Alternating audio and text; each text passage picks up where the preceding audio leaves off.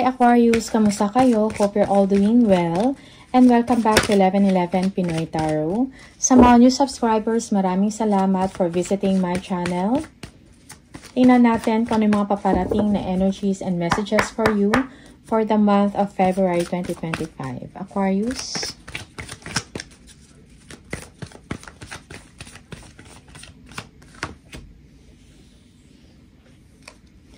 There are a lot of things in your mind right now. Merong excitement dito sa inyong pakiramdam or kasiyahan. When it comes sa inyong finances, merong improvement dito or success, no? You are financially independent or you will be financially independent, okay? Merong improvement pagdating sa inyong kaperahan, okay? Parang meron kayong peace of mind dito ngayon, no? Or contentment, no? Sa inyong situation. Most especially at work. Okay? Yeah, 6 of Wands. Okay? May good news or victory news na paparating sa inyo. May kinalaman sa trabaho. You are feeling successful right now.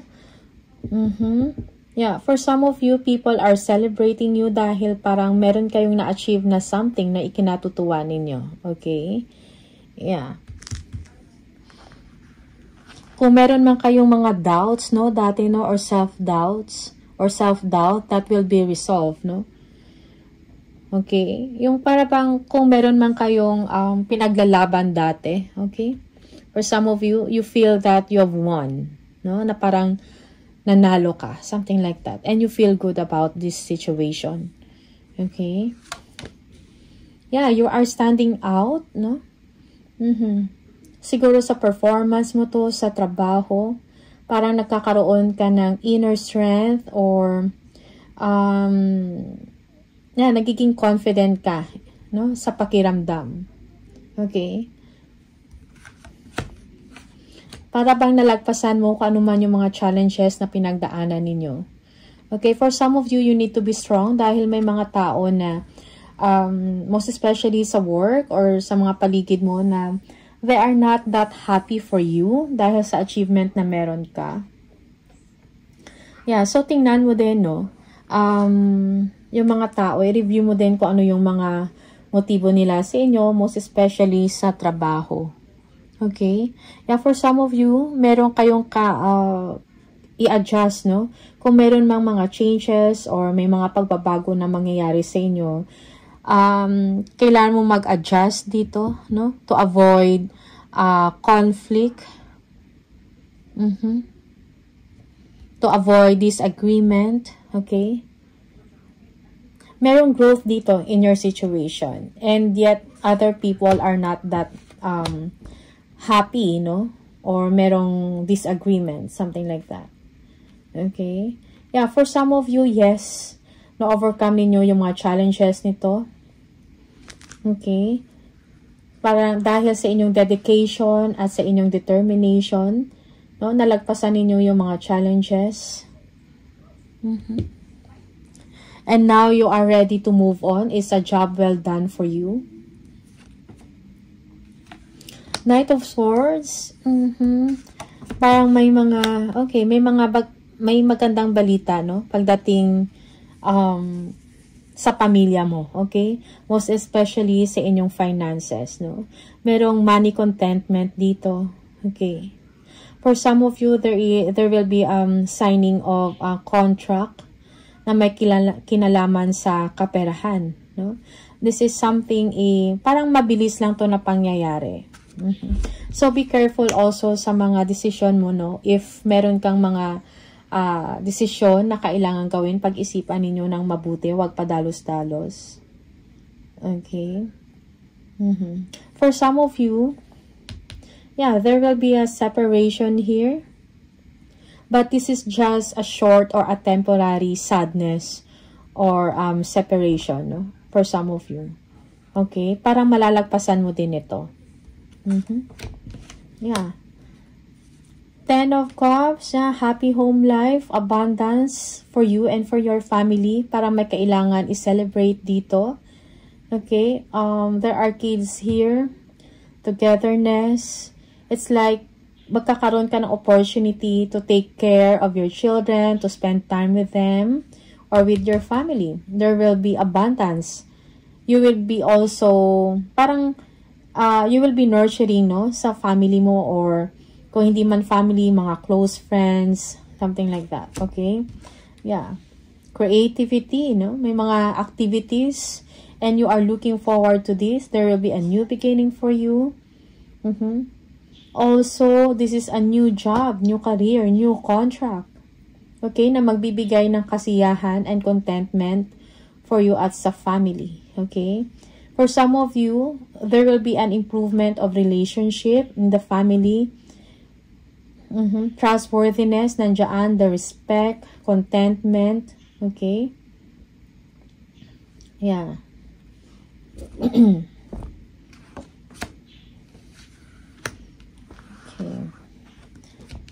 Yeah. Yung iba sa inyo, you will be receiving a news, good news, a letter or a phone call, email, something like that. And you will be very busy, no? Merong biyahe dito para sa inyo, flight or biyahe, okay? Parang mabilis to na news, no? About work, no? Kailangan ng inyong presence and dedication also sa trabaho.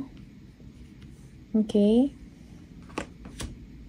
Queen of Swords. Yes, malalagpasan mo kung ano yung mga challenges. No? You are overcoming great pain in your life with grace for some of you. Okay?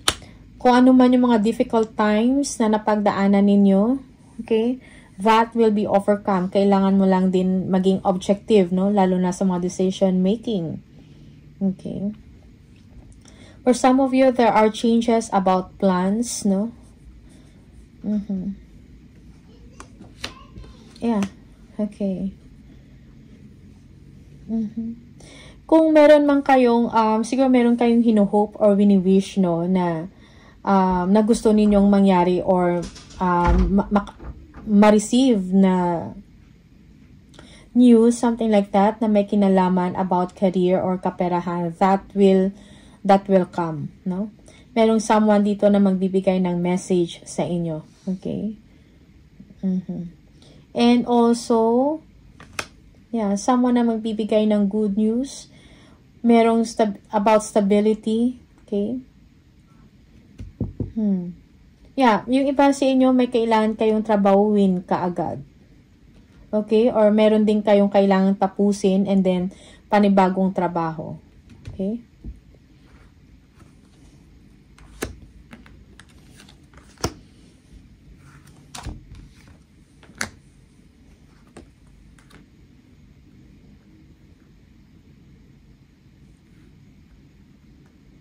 Okay. For some of you, parang meron kayong mga concerns, no, or worry about work, na siguro kung meron kayong kailangan i-clarify with a boss or someone na may authority or someone, a leader, no, sa isang trabaho or sa isang company, siguro kailangan mong i-express yun, kailangan mong kausapin, kailangan ng clear communication dito, okay? For some of you, you will be establishing a stable life or a stable career.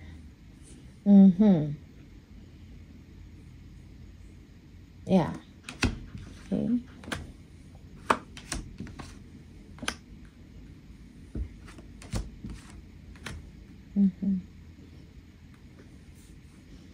Okay, for some of you, there will be a situation na parang siguro unexpected to.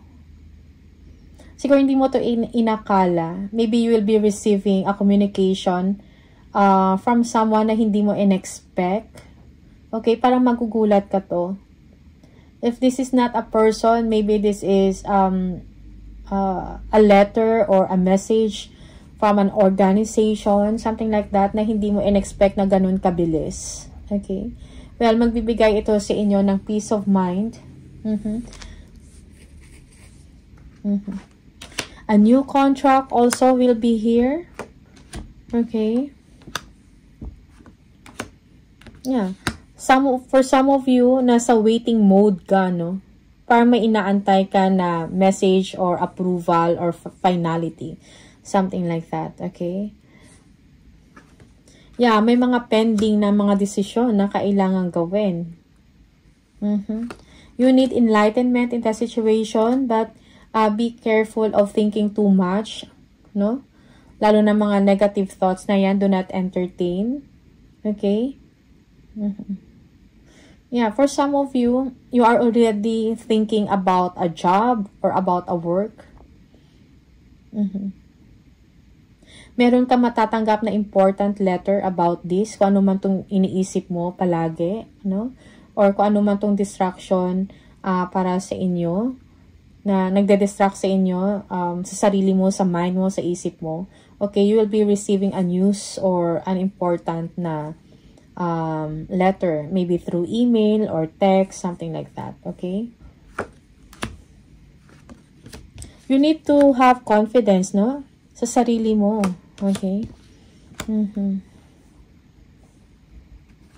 Maybe meron ka mga gagawin na choices or decision or option.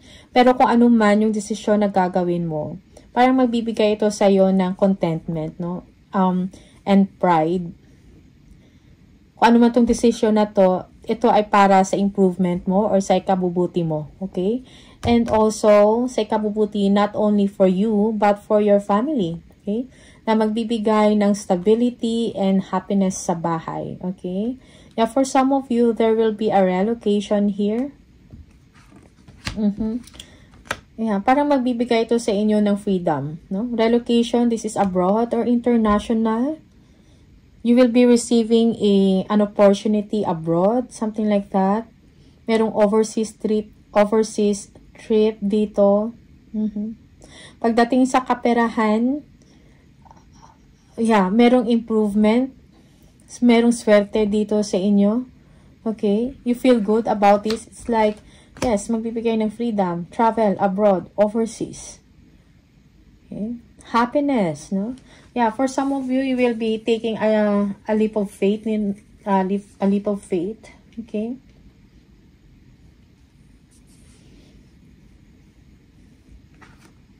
Moving forward, merong someone dito na nalulungkot or heartbroken. Merong jealousy, yes, jealousy about sa work. May mga fighting, useless fighting or arguments, no? Kung hindi man physical na fighting, it's like yung sa energy ba? Yung parang mararamdaman mo na may mga hindi masaya para sa inyo. Okay?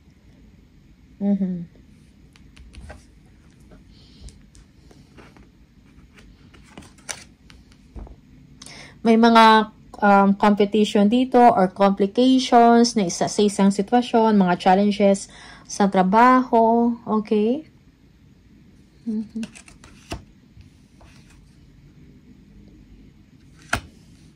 Okay. So, kailangan mo dito ng kalmado. Be patient with the situation. And if you are thinking too much, no? Siguro kailangan mo pakalmahin yung sarili mo. Sometimes, you're thinking of picking fight, no? With others mentally. Okay? Sometimes parang wala naman. Sa isip mo lang kumbaga. Okay? And I think kailangan mo nang pakalmahin yung sarili mo.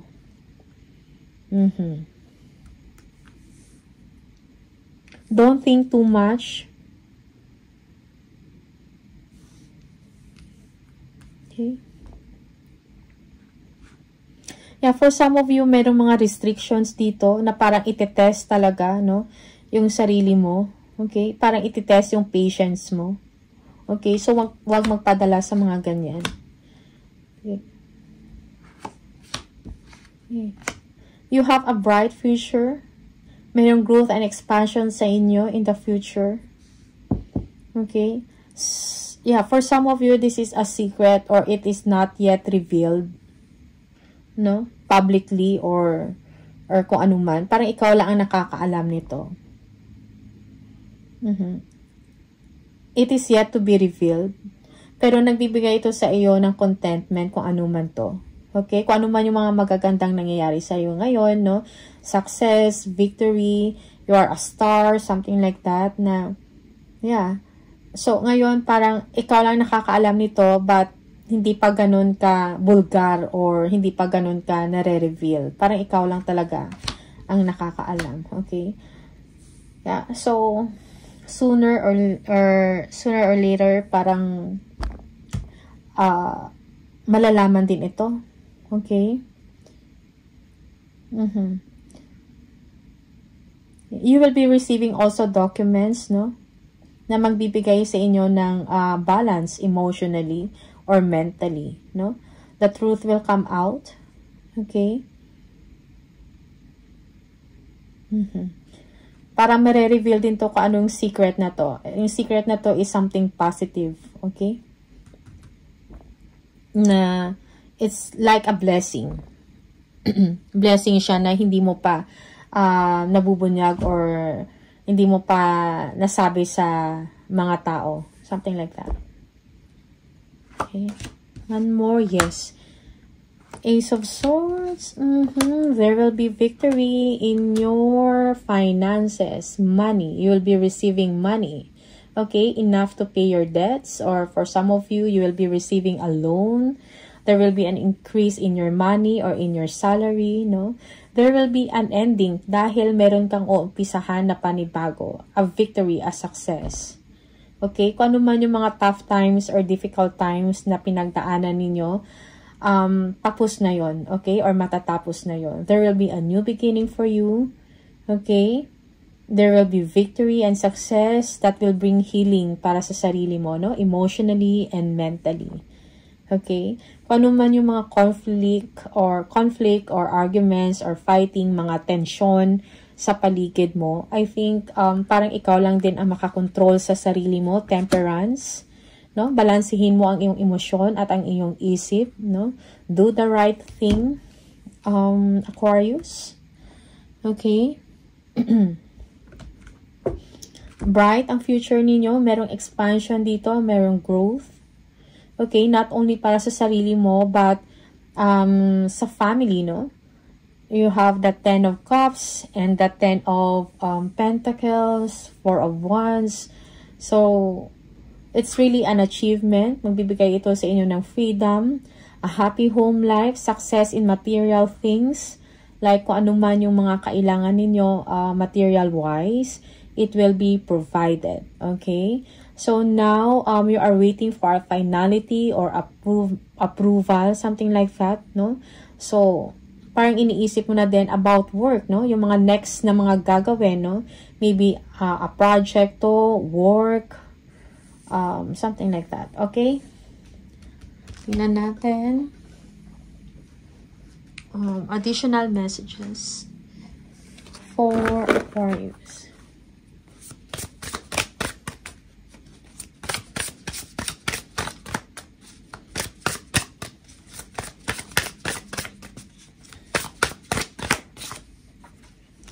Alchemy, using witchcraft, occult, and learning God's secret. Transform the situation. Okay? So, transform the situation, lalo na kung hindi maganda yung sitwasyon, may mga tension, no? Transform it to a positive one. Okay? Kailangan mo timplahin, no? Yung sitwasyon ng mabuti. Okay? In a positive way. Vacation. Start a perfect vacation and enjoy the freedom. Take time to recharge. Yeah, for some of you, kailangan mo i-recharge, no? Yung sarili mo. Kailangan mo ng pahinga, mentally or physically, bakasyon, no? Para ma-ease kung ano man yung tension na nararamdaman mo physically, and para makapag-isip ka din, no? Most especially if meron kang gagawin na mga major decision in life. Okay? We have the wellness. Ensure your body is nourished, join a gym, and regain strength. Live a healthier lifestyle.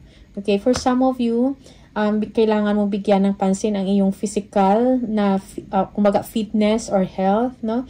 Mag-exercise, drink lots of water, okay? For some of you, ensure your body is nourished, no? Yung iba sa inyo magjo-join ng gym, no? You need to regain your strength. And endings. The cycle is over. It's time for you to make a change, rebirth. It's time to say goodbye. Okay? Yeah, for some of you, it's time for you to say goodbye, no? Sa mga old patterns, sa old mo na habits, or sa old mo na lifestyle. Goodbye sa mga difficulties and hardships, mga tough times. Goodbye, most especially if you have new opportunities sa trabaho or bagong project or bagong negosyo, no? So goodbye sa mga past because meron kang bagong uumpisahan, no? Yeah. Okay. One more.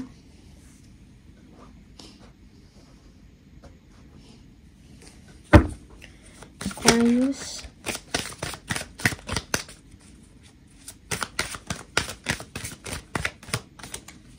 Aquarius, no matter how much you are being tested or pushed right now, stand your ground and push back.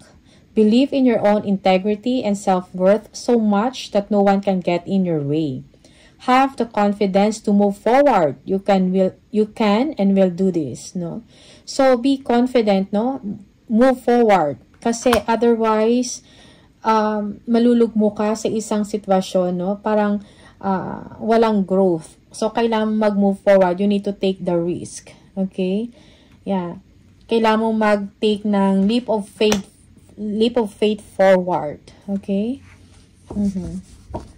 Sometimes, you are being tested. So, wag magpadala sa emosyon at sa pag-iisip. Sometimes, addiction kasi or, yeah, parang addicting yung pag-iisip ng sobra. Okay?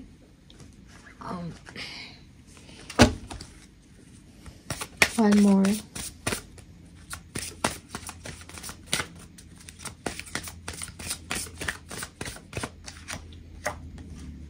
Let go of guilt.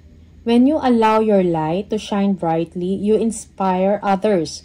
Forgive yourself for what you think you've done or not done, and trust that God loves you unconditionally for who you are. Learn and grow from past mistakes instead of berating yourself for them. Okay? So, again, move on. Forgive yourself kung ano man yung mga nagawa mo or hindi mo nagawa. Just keep on moving forward, no? Learn and grow from past mistakes. Alright? And another one. From the angel number, let's see. Aquarius.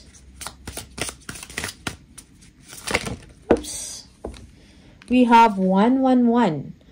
Angels are ready to fully support you in this endeavor so that you can co-create with the universe a life you love. I am creative. Okay? If you keep seeing 111. Second, if you keep seeing the number 23, this is the message for you. You have a zest for life and you are eager to experience anything and everything possible.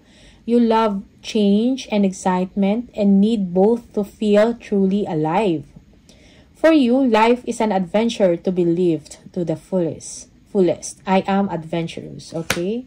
So, you are adventurous, no? Parang kailangan mo dynamic lagi, no? Ang inyong sitwasyon, ang inyong life, no? Merong excitement, and at the same time, change, no? Parang yun yung kailangan mo para ma-motivate ka.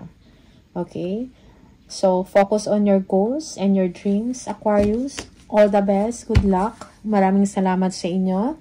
And see you on the next video. Bye!